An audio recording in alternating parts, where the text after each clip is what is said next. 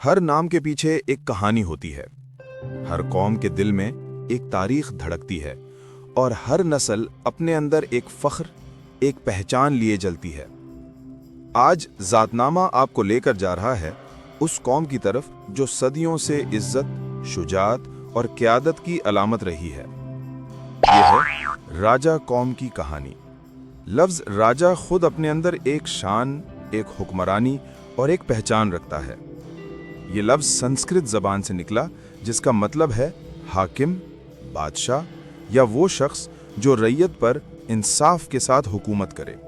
قدیم ہندوستان میں جب سماج 4 ذاتوں میں تقسیم تھا، یعنی برہمن، کشتریا، ویش اور شودر، تو راجہ کا تعلق ان لوگوں سے تھا جو کشتریہ ذات کے سردار اور حکمران سمجھے جاتے تھے۔ یہ وہ لوگ تھے جو میدان جنگ میں اپنی بہادری، اپنے نظم و ضبط اور اپنی قیادت کے باعث عوام کے دلوں پر حکومت کرتے تھے۔ وقت گزرتا گیا، سلطنتیں بدلتی گئیں، لیکن راجہ کا لفظ ایک لقب سے زیادہ ایک شناخت بن گیا۔ برِ صغیر کے مختلف علاقوں میں جو خاندان اقتدار اور سرداری کے قریب رہے، انہوں نے راجہ کے لقب کو اپنے نام کے ساتھ جوڑ لیا۔ یوں رفتہ رفتہ یہ لقب ایک نسلی پہچان یعنی کاسٹ آئیڈینٹی بن گیا۔ راجہ اور راجپوت نسب کا تعلق۔ راجہ قوم کا سب سے مضبوط تاریخی تعلق راجپوت نسل سے جڑا ہوا مانا جاتا ہے۔ راجپوت وہ بہادر قوم تھی جو شمالی ہند، راجستھان، گجرات اور پنجاب کے کچھ حصوں میں آباد تھی۔ یہ لوگ اپنے عزت و وقار، جنگی مہارت اور سرداری کے لیے مشہور تھے۔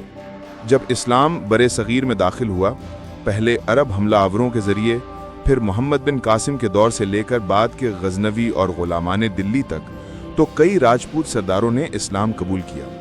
اسلام لانے کے بعد بھی انہوں نے اپنی اصل پہچان برقرار رکھی۔ ان میں سے کئی خاندانوں نے راجپوت کی جگہ راجہ کا لقب اختیار کر لیا۔ ان کے دلوں میں اسلام کی روشنی بھی تھی اور سینوں میں راجپوتوں کا فخر بھی باقی تھا۔ یہی وہ وقت تھا جب راجہ صرف ایک مذہبی شناخت نہیں بلکہ ایک ثقافتی اور سیاسی پہچان بن گیا۔ تاریخ بتاتی ہے کہ جب سلطنت دلی کے دور میں جنگیں بڑھیں اور مختلف راجپوت گھرانے اپنی زمینوں سے نکلنے پر مجبور ہوئے، تو کئی خاندان پنجاب، کشمیر اور پوٹوہار کے علاقوں میں آ کر آباد ہو گئے۔ یہی وہ دور تھا جب راجہ قوم نے اپنی نئی بنیادیں یہاں رکھیں، پہلے پہاڑی علاقہ جات میں، پھر دریائی زمینوں میں، اور آہستہ آہستہ وہ مقامی سرداروں کی صف میں آ گئے۔ پنجاب کے خطے میں راجہ نام کے کئی قبیلے بسے۔ کشمیر، راولا کوٹ، میرپور، چکوال کے گرد و نواح میں آج بھی ایسے خاندان موجود ہیں جو صدیوں سے راجہ کہلاتے آئے ہیں۔ یہ وہ لوگ تھے جنہوں نے اپنے علاقوں میں امن قائم رکھا، جھگڑوں کا فیصلہ کیا، انصاف کو اپنا ہتھیار بنایا۔ ان کی زبان میں اعتماد اور فکر میں قیادت تھی۔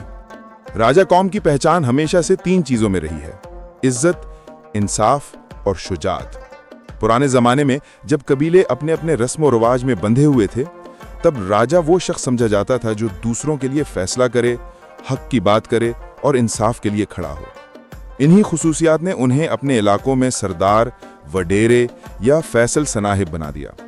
لوگ اپنے جھگڑے لے کر راجہ صاحب کے پاس آتے اور ان کے ایک لفظ پر فیصلے طے ہو جاتے۔ ان کے فیصلوں میں ایک وزن ہوتا تھا جو نسل در نسل ان کے لہجے، روایات اور کردار کا حصہ بن گیا۔ جب راجہ قوم کے لوگوں نے اسلام قبول کیا تو ان کے طرز زندگی میں بھی ایک روحانی رنگ شامل ہو گیا۔ اسلام نے ان کے اندر عدل اور رحم کی قدر پیدا کی۔ اب وہ محض حکمران نہیں رہے بلکہ خدمت گزار رہنما بن گئے۔ انہوں نے علم کو اہمیت دی، مدارس اور مساجد تعمیر کرائیں اور عام لوگوں کے لیے تعلیم و تربیت کا بندوبست کیا۔ درندر در نسل چلتی آئی عظمت کا حوالہ ہے۔